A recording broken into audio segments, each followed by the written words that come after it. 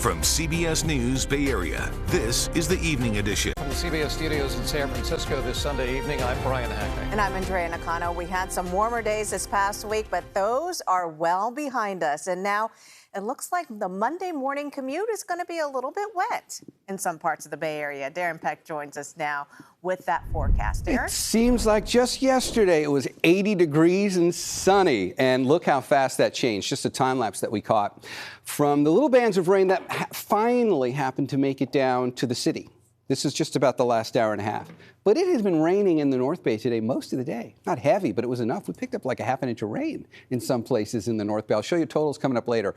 Let's talk about where the rain is now. First Alert Doppler sees that little band of rain that just moved in right across the bay.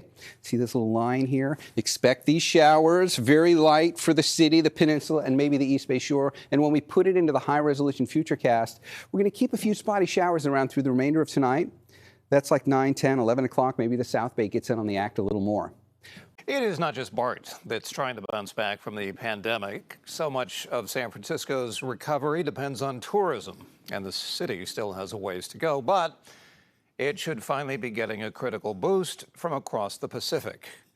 In 2019, fewer than 2% of people who visited here came from China. That's according to SF Travel. But Chinese visitors spent $1.2 billion, by far the most of any international group, and more than 12% of the area's total visitor revenue that year. This Air China 777 touching down at SFO on Wednesday marked the beginning of a number of major airlines resuming regular service between China and SFO for the first time since March of 2020. Air China flies to Beijing twice a week. Over the next few weeks, United, China Southern, and China Eastern will all resume flights between SFO and China. The timing couldn't be better for San Francisco. We're less than a week away from APEC, the Asia-Pacific Economic Cooperation Summit. The city is in the final stages of prepping for the event. And as Max Darrow shows us, there's one neighborhood working especially hard to capitalize on the economic boost. People from all over the world will be in San Francisco for APEC next week. And community members and merchants in Chinatown are making a big push for those international tourists to come and visit. Some neighborhood leaders, however, are nervous there is one challenge that could cut down their chances.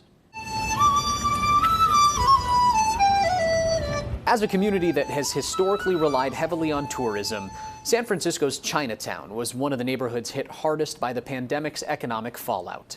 Ed Su, the chairman of the Chinatown Merchants United Association of San Francisco, says the area is recovering. Things are getting better. But Chinatown is still a ways off from being the booming and vibrant community that it was in the world before COVID.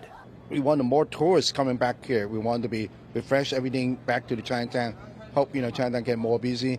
Tourists from all over the world will be in San Francisco for APEC, and Chinatown merchants and leaders hope to capitalize on that. They're hosting events throughout APEC, and they just put out a video promoting the neighborhood's rich culture and history. But Su says he's concerned road closures in place for security reasons may make it difficult for the neighborhood to tap into that tourism boom. We are close by the Moscone Center, and we're close by a lot of the major hotels around the area.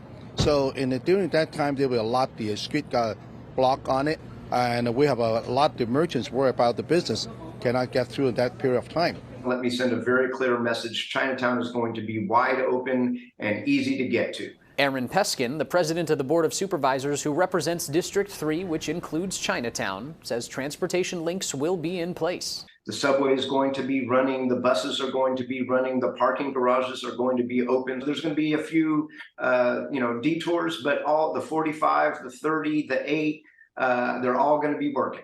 He called APEC a once-in-a-century kind of event. And just as the city is putting its best foot forward, so is the Chinatown community. Chinatown is putting on a nonstop show. There's going to be lion dancing. There's going to be art and cultural activities. There's going to be a night market. So this is going to be Chinatown that is just packed with programming, packed with fun. While Su remains anxious, getting to Chinatown will be problematic. He says APEC should show the world that San Francisco is open for business, and that should help bring more tourism back to his neighborhood. Well, we're expecting, coming next year we'll be, getting more tourists coming in because it's right now getting more flight coming back to San Francisco. Just a few of the many cool things to do and check out in Chinatown during the week of APEC. There will be a block party on the 11th, a food tour on the 12th, and then a display of the Chinese New Year parade dragon that goes on from the 13th to the 17th. Turning now to the South Bay, he broke up a fight and disarmed a man. Many would call him a hero, but he was the one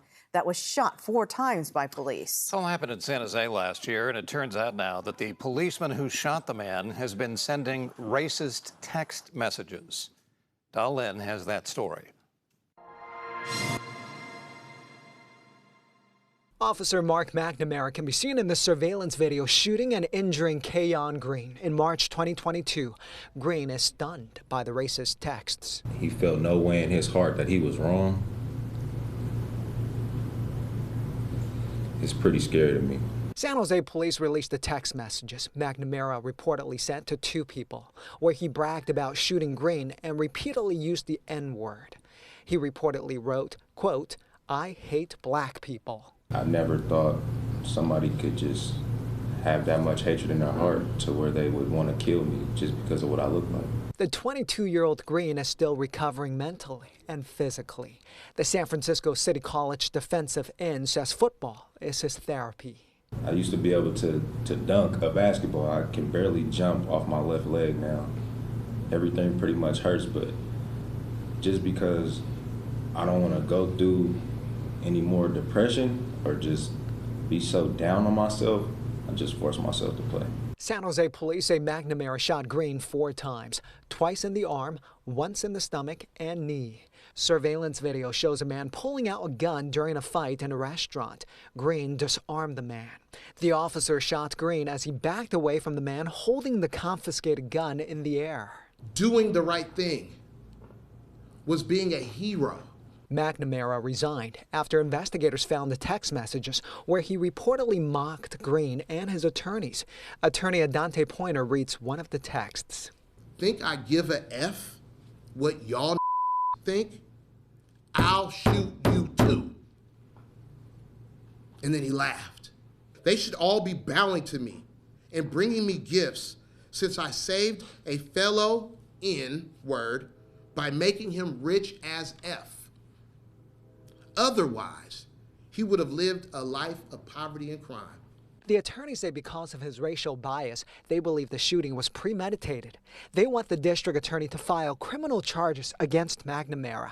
They also want the state to decertify him so he'll never work as an officer again. As for Green, he says he won't let the incident hold him back. I'm still hoping to make it to the NFL. For me, it's like leave or bust, so I'm trying to put everything I have into that, school and on the field. Green and his attorneys filed a civil lawsuit against the city of San Jose. It's scheduled to go to trial next year.